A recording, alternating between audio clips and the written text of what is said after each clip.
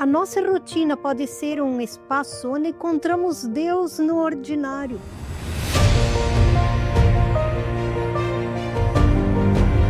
Muitas vezes nós pensamos que a vida espiritual ela está restrita ou separada do nosso dia a dia, restrita à igreja, restrita ao culto, ao momento devocional.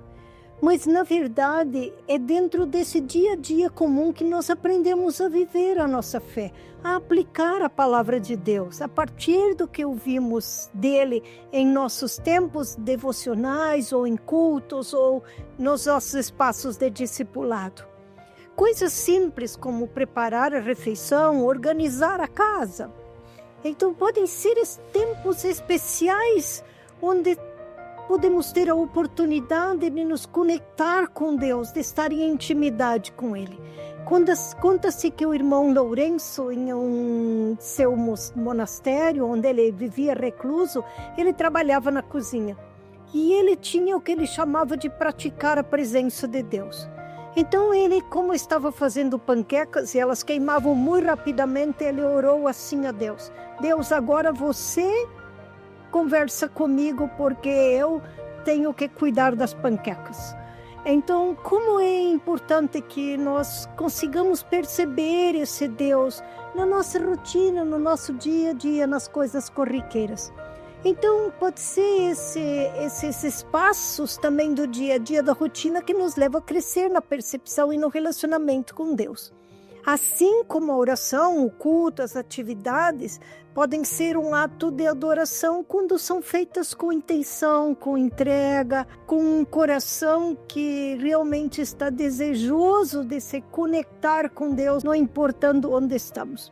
Bem, o desafio de enxergar esse Deus presente na nossa rotina e essa espiritualidade que podemos viver em nossa rotina no dia a dia é uma maneira de transformar aquilo que é uma obrigação muitas vezes vazia em uma experiência incrível com Deus.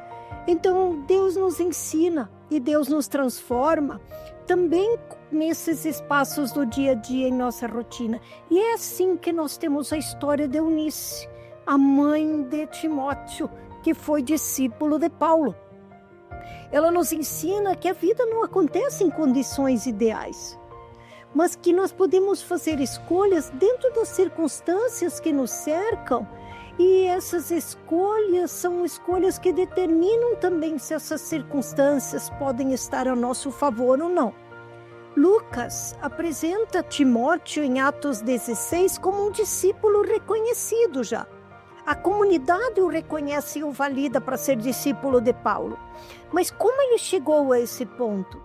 A sua mãe, Eunice, foi fundamental. E fundamental numa época em que a genealogia patriarcal é quem determinava muito sobre a criação dos filhos e a tradição religiosa.